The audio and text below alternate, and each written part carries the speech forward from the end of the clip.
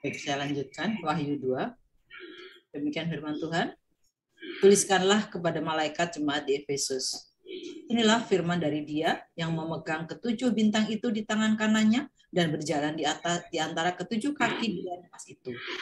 Aku tahu segala pekerjaanmu, baik jerih payahmu, mohon maaf, baik jerih payahmu maupun ketekunanmu.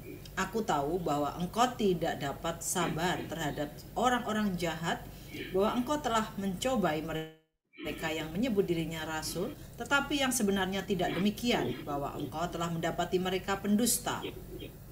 Dan engkau tetap sabar dan menderita oleh karena namaku, dan engkau tidak mengenal lelah. Namun demikian aku mencela engkau, karena engkau telah meninggalkan kasihmu yang semula. Sebab itu ingatlah betapa dalamnya engkau telah jatuh. Bertobatlah, dan lakukanlah lagi apa yang semula engkau lakukan. Jika tidak demikian, aku akan datang kepadamu dan aku akan mengambil kaki dianmu dari tempatnya, jikalau engkau tidak bertobat. Tetapi ini yang ada padamu, yaitu engkau membenci segala perbuatan pengikut-pengikut Nikolaus yang juga kubenci. Siapa bertelinga, hendaklah ia mendengarkan apa yang dikatakan Roh kepada jemaat-jemaat. Barang siapa menang, dia akan kuberi makan dari pohon kehidupan yang ada di taman Firdaus Allah. Dan tuliskanlah kepada malaikat jemaat di Smyrna. Inilah firman dari yang awal dan yang akhir, yang telah mati dan hidup kembali.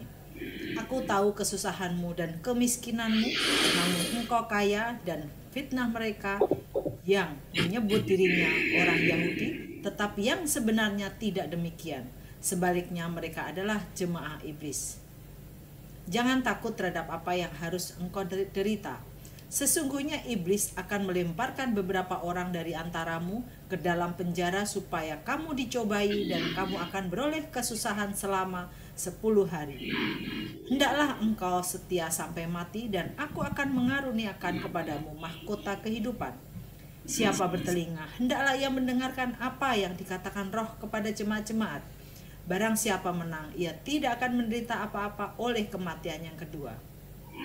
Dan tuliskanlah kepada malaikat jemaat di Pergamus. Inilah firman Dia yang memakai pedang yang tajam dan bermata dua. Aku tahu di mana engkau diam, yaitu di sana, di tempat takhta iblis, dan engkau berpegang kepada namaku, dan engkau tidak menyangkal imanmu kepadaku, juga tidak pada zaman Antipas saksiku yang setia kepadaku, tidak dapat kamu dengan iblis dia.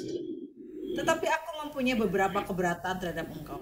Di antaramu ada beberapa orang yang menganut ajaran Bileam, yang memberi nasihat kepada Balak untuk menyesatkan orang Israel, supaya mereka makan persembahan berhala dan berbuat zina.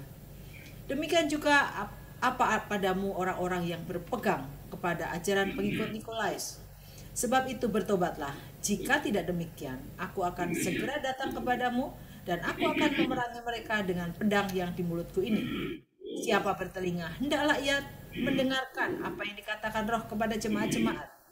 Barang siapa menang, kepadanya akan kuberikan dari mana yang tersembunyi, dan aku akan mengaruniakan kepadanya batu putih yang di atasnya tertulis nama baru yang tidak diketahui oleh siapapun selain oleh yang menerimanya.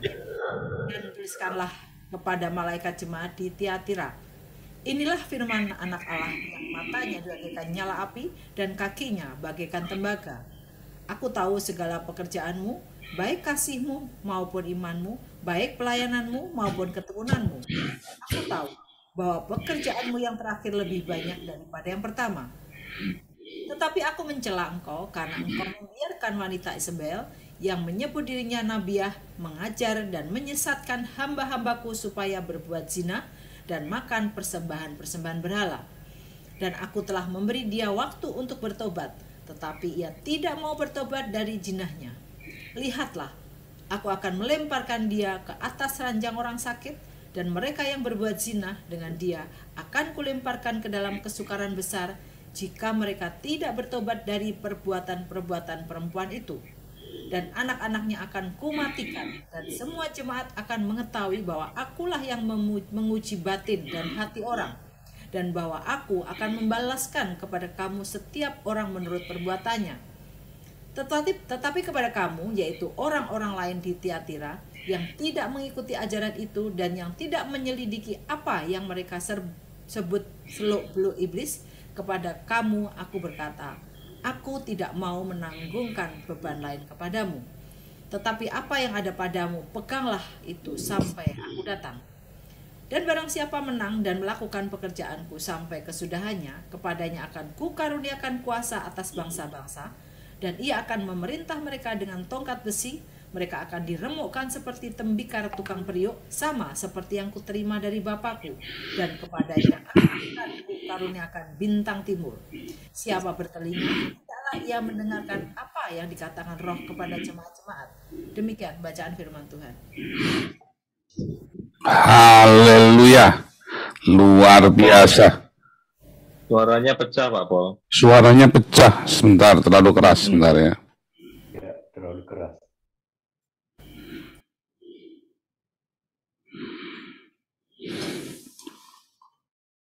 Oke. Oh, pantesan. Sorry. Ya, oke. Udah bagus ya? Sekarang kecil. Ya, lebih kecil, lebih bagus, lebih kecil ini suara. Sekarang udah dong. Lumayan. Ya, oke. Lumayan, tapi kurang lagi dikit. Begini ya. Ya. Ya. Oke. Ya, sekarang udah bagus ya. Thank you. Ya, Bu Ana tolong bukakan Amsal 25 ayat 24. Sudah? Berbahagialah orang-orang, ya, istri-istri yang mengasihi, ya, istri-istri yang taat kepada suaminya dan suami-suami yang mengasihi istrinya. Luar biasa ya. Hari ini tema kita adalah Roh Isabel, ya. Roh Isabel ini adalah istri-istri yang tidak taat kepada suaminya dan suami-suami yang tidak mengasihi istrinya ini menghasilkan Isabel ini. Ya, para Isabel ini adalah produk dari suami yang tidak sayang kepada istrinya atau istri-istri yang kurang kasih sayang di rumahnya. Maka jadilah roh Isabel. Ya, dan suami-suami yang tidak punya karisma dari Tuhan Yesus. Nah, dia membiarkan istri-istrinya menguasainya dan jadilah roh Isabel itu merajalela. Tetapi sebetulnya cerita ini bukan cerita bias gender antara wanita yang dominan atau istri yang dominan ya. Sebetulnya bukan. Memang secara umum dalam kultur kuno, budaya kuno, atau dalam kultur Asia, itu memang terjadi. Bu Ana sudah Amsal 25 ayat 24? Bu Ana? Belum, Pak. Sebentar, soalnya saya di atas, Bu Ana saya di ini. Ya, kelihatan. Diungan. Iya, makanya. Mana nih Bu Ana nih? Jangan-jangan Bu Ana sedang tidur.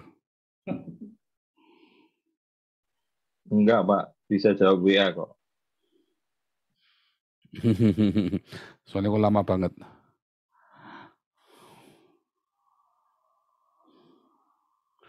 Ya, ini harus ditampilkan Kalau dulu.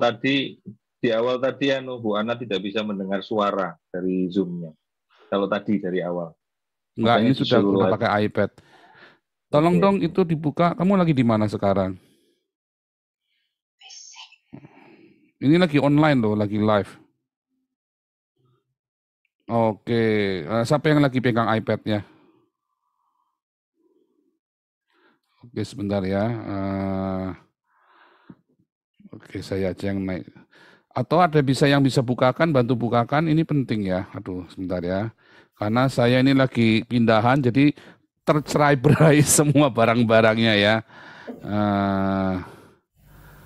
Saya bacakan Pak Pol ayatnya berapa? Iya, Amsal 25 ayat 24. Tapi nggak apa-apa ini saya tampilkan nih. Bentar ya. Bisa nih kuat-kuat, bisa.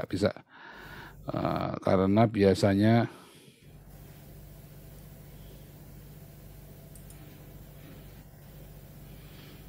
internetnya nggak kuat ngangkat ya. Saya juga nggak ngerti ya, kenapa kadang-kadang bisa nggak kuat ngangkat ya. Kadang-kadang bisa nggak bisa itu loh. Saya juga asal baru setting pertama, dia internetnya nggak kuat ngangkat. Kalau sudah setting lama, kuat ngangkat. Aneh kan? Begitu setting pertama pasti gagal. Nah ini ya, lebih baik tinggal pada sudut soto rumah daripada diam serumah dengan perempuan yang suka bertengkar. Kita banyak mendengar dalam pelajaran-pelajaran teologi ya, bahwa Amsal ini adalah bias gender, ya antara laki-laki dengan perempuan. Roh Isabel ini adalah cerita tentang laki-laki perempuan yang dominan dan segala macam. Saya pun sebetulnya sependapat.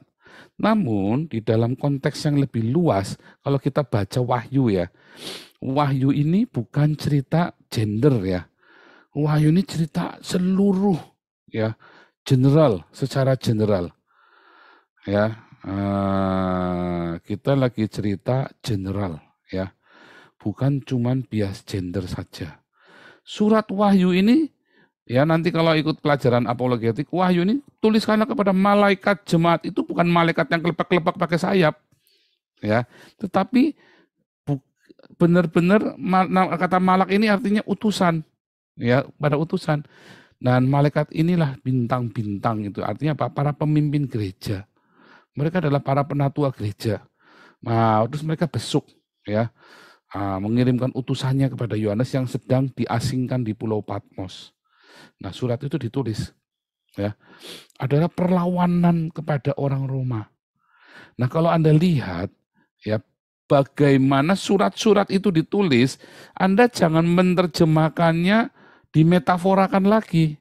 Kalau bilang di situ ya cerita tentang kekudusan, ya itu benar-benar mereka sedang melawan perzinahan yang ada di dalam gereja. Kalau mereka bilang mereka meninggalkan cinta mula-mula, benar mereka benar-benar gereja ini terjebak di dalam ritual dan simbol-simbol. Ya, itu benar-benar ya terjadi sedemikian rupa. Nah, kalau Alkitab lagi cerita tentang Isabel tadi, itu lagi cerita kejadian Isabel bagaimana orang-orang memberontak dan diajak berzina. Ya, jadi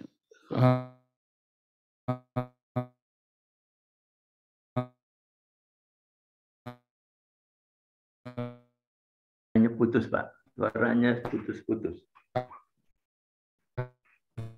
Suaranya putus-putus, Pak. Putus-putus suaranya, Pak Paul.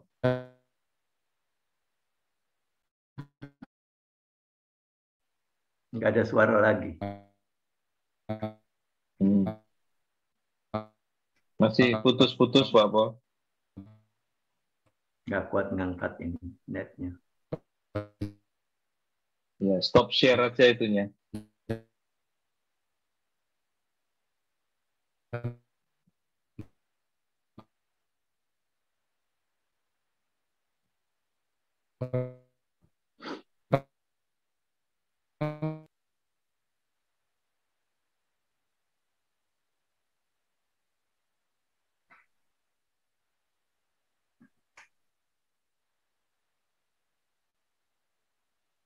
Ya, Bapak Ibu, kita tunggu sebentar, beberapa saat. Internetnya Ya. putus itu. Iya, putus ya. Ya, Oke. Dia pindah ke Bivin Host. Iya, nggak apa-apa. Jadi, selagi belum nyambung, Bapak Ibu, kita berdoa saja lebih dulu, ya. Persiapan mungkin sambil nunggu Pak Paul siap masuk kembali. Itu ada kita berdoa pada. Oke ya, ini beginilah nih kalau baru nyalain, kalau kita baru pindah setting mesti begini lagi ya. Pindah setting pasti down internetnya. Iya. Oke, ini sudah bagus ya sekarang ya. Iya. Ya, oke. Oke, sudah bagus. Ya, kita balik lagi. Jadi, kalau kita lagi cerita Roh Isabel ini sebenarnya adalah cerita tentang orang-orang yang dia memiliki logos yang lain dalam hidupnya. Dia punya iman yang berbeda. Karena mereka membawa spirit yang berbeda. Api yang berbeda. Mereka membawa pengajaran yang berbeda. Itu pengajaran yang berbeda dari yang di Alkitab. Sebenarnya gereja-gereja di zaman sekarang sudah banyak masuk roh Isabel di dalamnya. Ketika dia mulai mengkultuskan simbol-simbol dan ritualnya itu. Makanya banyak gereja-gereja ya yang terlibat hamba-hamba Tuhannya, pemimpin-pemimpinnya terlibat dalam perzinahan. Serius ya. Kelihatannya baik-baik saja karena nggak diekspos. Anda nggak tahu saja. Ya. Dan pemimpin sinodenya tidak tegas kepada para hamba-hambanya yang berzina itu. Apalagi kalau gerejanya gereja dinasti ya, seperti gereja karismatik, Bethel, Betani, nggak berani. Kalau berzina nggak berani. Karena nanti mau diwariskan ke anaknya kan. Repot kan. Karena itu sudah terjadi. Dan disitulah roh Isabel itu berkuasa. Dia kemudian masuk ke dalam berhala-berhala. Apa itu berhalanya? Berhalanya bisa pendeta itu, berhalanya bisa simbol-simbol dan ritual yang dipakai, tetapi itulah ilusi Tuhan buatan Isabel ini. Dan itu benar-benar berzina secara fisik ya. Nah, orang-orang ini akan mengajak orang, kalau kamu tidak bisa melakukan yang itu, yuk kita bikin Allahnya sendiri. Kita bikin Allah sendiri. Kita bikin hukum sendiri. Karena berdoa nggak dikabul-kabulkan sama Tuhan, ya akhirnya bikin mujizat palsu. Itulah roh Isabel. Ya, dia melawan logos yang sudah ada. Ya. Dia melawan logos. Logosnya itu sudah berbeda. Dia tidak lakukan pesyat dengan benar. Dia tidak turuti apa yang tertulis, tapi dia mulai ngarang. Ujung-ujungnya roh Isabel ini kan dominansi kan. Gereja kemudian dibawa ke politik. Nah itulah roh Isabel. Satu, gereja pertama tadi ya, logosnya sudah berbeda. Dia nggak setia kepada pesyat. Kenapa? Karena bingung. Semuanya semua dimetafora, disimbolisasi, dikias semua, dia mentok. Lalu yang real mana, yang kias mana? Contohnya antara perpuluhan dengan itu tadi ya, perpuluhan dengan makan babi. Ya kan? Makan babi boleh, perpuluhan harus. Bingung kan? Kalau Anda mau mengikuti kitab imamat, Anda nggak boleh makan babi. Ya, kalau mau perpuluhan itu, berarti Anda nggak boleh makan babi. Nah kan, bingung kan? Bingung. Bingung.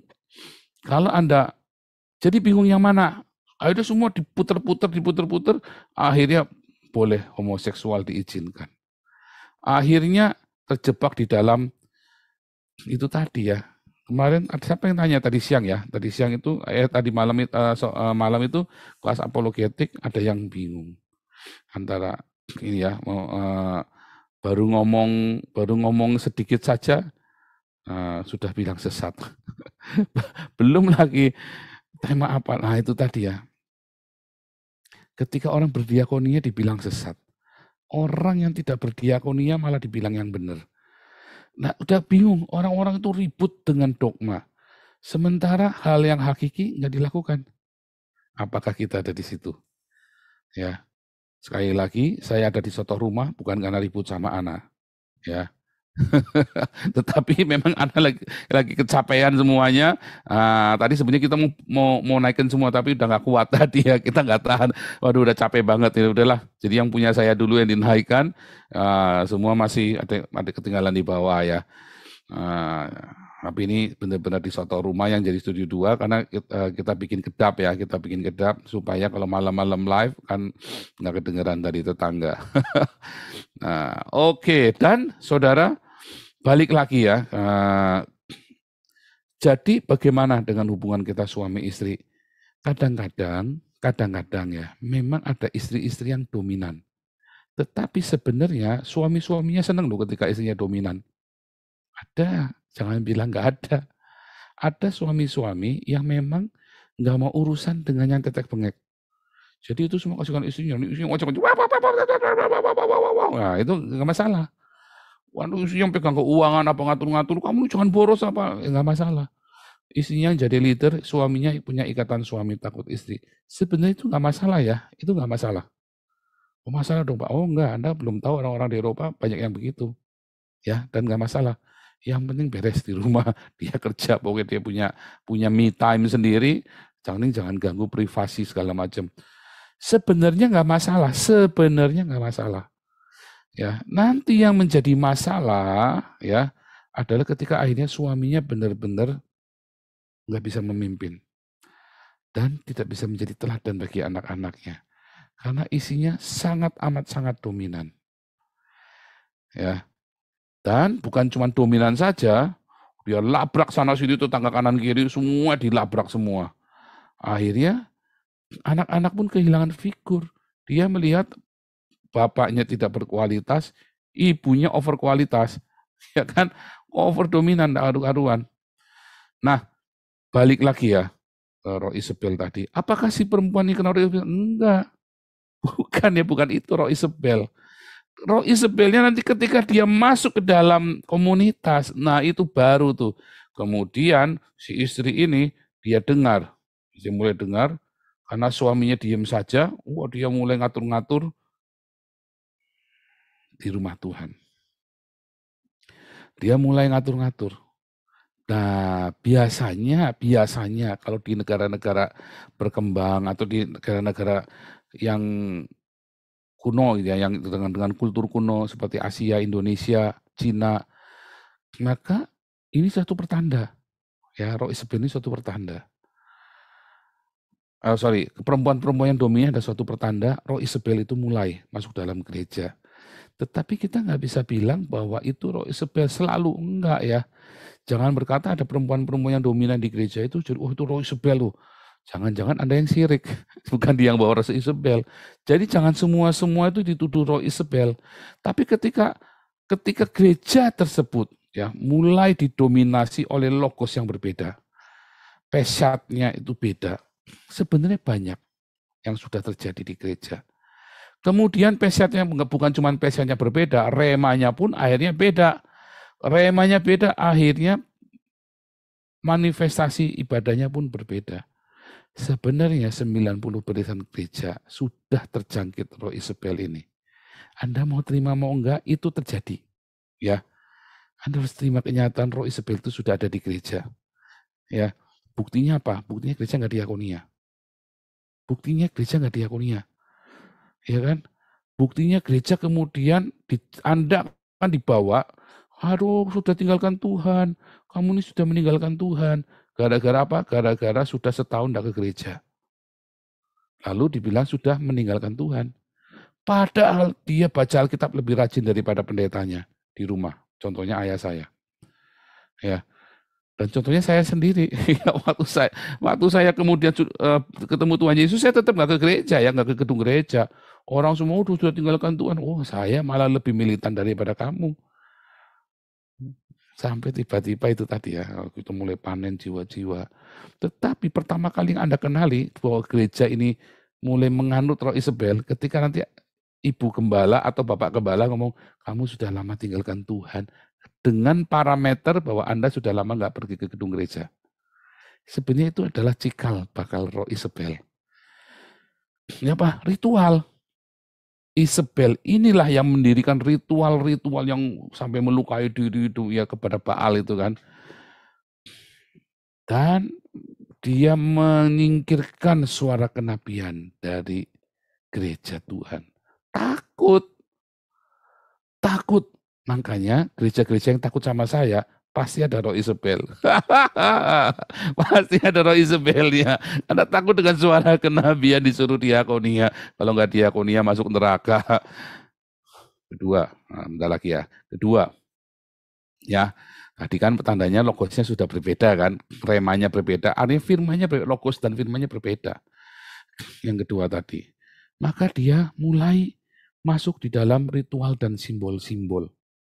ya mengkultuskan ritual dan simbol-simbol. Gereja-gereja tradisional biasanya begitu ya. Inilah darahku, begitu dipaku ada darahnya, bilangnya begitu kan. Apa roti tubuh Kristus. Anda akan diajak ke sana nanti. Stigmata-stigmata itu sebenarnya roh Isabel. Ya, Anda tidak akan dibawa kepada Tuhan, tapi dibawa kepada stigmata. Kalau stigmata itu batu lompatan untuk menuju Tuhan, itu beda. Tapi kebanyakan orang dibawa dan dijebak mandek di situ. Stigmata itu yang roti nanti kalau dipaku keluar darahnya, gitu ya. Terus Bunda Maria menangis darah. Terus apa lagi? Itu banyak ya di gereja Katolik sampai di gereja karismatik itu paling banyak stigmata itu. Ya, di gereja karismatik itu banyak ya stigmata-stigmata itu ya. Nanti ngelihat awan, seperti Tuhan Yesus, seperti malaikat dan sebagainya. Lihat ada malaikat terbang di awan dan sebagainya macam. Itu stigmata. Anda akan dibawa ke sana oleh gereja dan diajari dan pendeta Anda kan begitu hebohnya. Dulu blood moon ya, bulan merah itu ya, bulan darah itu. Itu stigmata. Dan kemudian gopoh sekali gereja-gereja pergi ke Israel menyongsong Tuhan Yesus akan datang.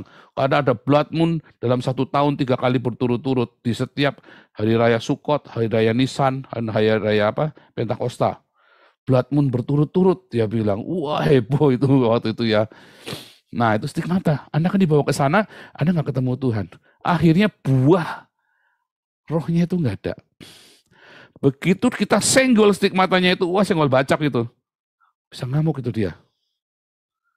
Dia akan kecewa sekali kalau kita buktikan stigmatanya dia itu ternyata palsu. Ya. Blood moon itu pernah dia buktikan ya. Dulu dosen saya ya. Dosen saya bikin foto, di foto blood moonnya terus diedit begitu rupa, terus diviralkan sama dia. Wah heboh itu ya waktu itu ya. Ternyata ada penulis buku di Amerika nulis tentang blood moon. Nah, si penulis ini bikin isu tentang blood moon yang heboh sekali. Tuhan Yesus akan datang di tahun itu. Laku bukunya. Apakah Tuhan Yesus datang? Jangan-jangan sudah datang, kita lagi ketinggalan nih. Belum ya, belum datang. Ketiga, dia akan bawa kita kepada perzinahan, pembiaran, atau kemunafikan. Itu sudah jelas ya. Pendeta-pendetanya yang berzina didiamkan saja. Itu sudah awal ya. Gereja sudah melakukan pembiaran terhadap perzinahan. Gereja, hamba-hamba Tuhan yang sudah berzina, mundur, berhenti. Mulai lagi dari bawah. Harus, ya mulai dari nol. Masalahnya kan nggak berani sinode. Makanya apa? Perzinahan itu menjadi biasa. Ya, berapa banyak jemaat disakiti karena pendetanya menzinai jemaatnya. Wah ngeri. Hati-hati, itu roh Isabel. Dan itu kemudian menjadi maklum. Bahkan di gereja yang katanya menjaga kekudusan dengan luar biasa. Wah ini gerejanya, pendetanya malah yang berzina pertama kali. Ya, bahkan itu tadi ya dulu saya pernah cerita ada pendoa syafaat itu ya. Ngomong saat sahabatnya lagi konsultasi, konseling. Oh Tuhan Roh Kudus berkata, kamu harus menceraikan suamimu. 3 bulan kemudian diembat suaminya sama dia. Begitu. Dan itu terjadi ya. Wah itu gak terjadi cuma sekali 2 kali. Sering saudara. Itulah roh Isabel. Terakhir yang keempat. Yaitu apa? Pemberontakan. Kemudian terjadi perpecahan. Kalau kamu tidak sama dengan saya, pokoknya kamu sesat. Kamu setan. Kamu iblis. Pokoknya kalau kamu nggak sama dengan saya, kamu iblis. Semua yang tidak sama dengan saya itu iblis pokoknya. Wah ini bukan menghakimi ya. Ini benar-benar dibikin, di framing, kalau kamu tidak sama dengan ajarannya saya, kamu setan, kamu iblis, anak iblis sesat. Itu roh Isabel. Saksi Yehova itu sesat. Itu roh Isabel loh. Kalau Anda berani ngomong saksi Yehova sesat, itu sebenarnya buah dari roh Isabel. Oh itu Yohanes sesat, itu buahnya roh Isabel loh. Ya. Oh itu gereja Katolik itu antikristus, itu buahnya roh Isabel. Itu buahnya roh Isabel, pemberontakan yang tidak mau. Kenapa? Mereka maunya pokoknya masuk dalam satu. Itu nanti akhir-akhirnya akan masuk dalam politik praktis. Baik politik internal gereja, intrik politik maupun politik praktis dalam negara. Dan itu sudah masuk. Gereja-gereja yang terang-terangan berpolitik itu roh Isabel. Ya.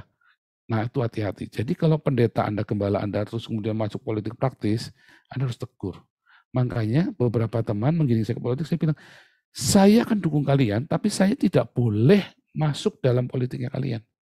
Ya, kemarin yang Pak Putih segala macam kan, mau berangkat ke Amerika segala macam, saya ikut berangkat. Ada nuansa-nuansa politik praktis, sedang saya ganti, tapi saya nggak boleh masuk di dalamnya. Saya tidak boleh masuk ke dalamnya. Dari awal saya menjaga, ya, itu seperti itu. Ditelepon saya oleh partai-partai politik, ya, berapa partai politik telepon saya. Dia bilang enggak bisa. Saya akan mendukung kebenaran yang kalian sampaikan, tapi saya nggak mau terlibat di dalam partai tersebut. Nah, termasuk demo-demo itu saya nggak suka, ya. Kemarin kita sempat 2 kali support, ya. Sebenarnya saya nggak suka, tapi saya bilang, cuman yang saya support adalah keberaniannya orang ini. Ternyata ya gitu doang, ya, nggak hasil juga. Itulah sebabnya saya nggak suka dengan politik. Karena apa? Siapa memanfaatkan siapa, itu judulnya pokoknya uang semua di sana. Itulah roh Isabel. Makanya kemarin saya hati-hati sekali dengan Pak Putih pun, saya hati-hati sekali ngomong ke Pak Putih itu tentang yang masalah demo, masalah apa segala Galarua ini kan sangat rawan, bisa tiba-tiba dibelokkan kan. Ya, Yayasan Galarua ini bisa tiba-tiba dibelokkan loh. Dan saya sangat hati-hati dengan itu. Bukannya saya nggak ngerti ya, saya tahu persis ya. Dan saya senang Pak Putih mengerti, Pak Santiamer mengerti. Itu yang paling penting dan mereka berhati-hati. Ya. Oke, jadi itulah tentang roh Isabel. Jadi bagaimana kita dalam kehidupan kita sehari-hari supaya terhindar dari roh Isabel ini? Ya, itu tadi, kita harus cerdik seperti ular, tulus seperti merpati. Apa itu cerdik seperti ular? Kita kudu tahu benar isi Alkitab. Kita kudu ngerti benar logosnya itu bunyinya apa. Ya, kita harus tahu benar logosnya bunyinya apa, satu. Tapi jangan buat cari pembenaran. Kita harus tulus seperti merpati, harus cari kebenaran. Masalahnya kita seringkali tahu firman Tuhan buat manipulasi orang lain. Dan itu yang dilakukan oleh gereja di masa-masa kegelapan. Ya, gereja ini memanipulasi umatnya dengan surga dan neraka. Kemudian umatnya bego, nggak ngerti. Iya, karena apa? Ditakut-takutin. Nanti kamu pegang Alkitab, kamu nanti masuk neraka, kamu nanti. Jangan baca sendiri, nanti kamu sesat. Makanya ikut kelas evangelis ya. Waduh, nanti begitu kelas evangelis, nanti roh Isabel keluar semua, nanti merontak semua dari gerejanya. Nah itu juga jangan, saya juga bilang jangan. Anda tahu itu bukan buat nyerang pendetamu. Ya, bukan, saya sudah bilang bolak-balik, jangan buat nyerang. Ya, jangan, kecuali Anda punya karunia kenabian. Wah, tapi Anda bilang, oh saya punya karunia kenabian, siap disalib enggak? Begitu diomongin dikit, enggak terima, ngomel-ngomel, ngamuk-ngamuk, mutung. Nah, itu namanya bukan karunia kenabian, namanya Anda memang tukang kritik, tukang komplain. Kalau punya karunia kenabian itu kayak saya, dihajar sana-sini tetap cool, tenang. Kurang ajar, berani. Awas tuh ya, lapor polisi. Nah, itu bukan karunia kenabian, itu tukang komplain tuh. Ya, itu namanya saya. Anda harus tahu ya, Nabi itu disalib ya. Semua Nabi itu dibunuh, disalib, dianiaya loh. Jadi harus siap. Sangkal diri, pikul salib, rendah hati. Kalau Anda nggak siap, berarti bukan karuniamu gitu loh. Itu bukan karuniamu, karunia kenabian. Anda berani ngeritik, begitu ada orang ngomong dikit, wah langsung kebakaran. Wah, itu namanya bukan karunia kenabian, berarti Anda nggak punya karunia kenabian. Anda itu cuma tukang komplain doang. Anda komplain, Anda dikritik, begitu ada yang kritik Anda, wah langsung kebakaran. Ya, itu bukan. Ya, kalau begitu Anda siap, takaran yang kamu ukurkan kepada orang lain, itu akan diukurkan kepada kita loh. Termasuk saya. Makanya saya cool-cool saja ketika orang fitnah saya, orang hakimi saya, tenang. Sebab takaran saya kan nakar orang kan. Saya memberikan suara kenabian, saya itu nakar orang loh. Kemudian ada orang lain yang nakar saya dengan apa yang saya omongkan. Wajar. Apa yang kamu ukurkan ke orang lain, orang akan ukurkan ke kamu juga balik. Ya, itulah karunia kenabian. Ya, oke. Kita berdoa agar roh Isabel ya tidak ada dalam komunitas kita. Kita harus cerdik seperti ular, tulus seperti merpati.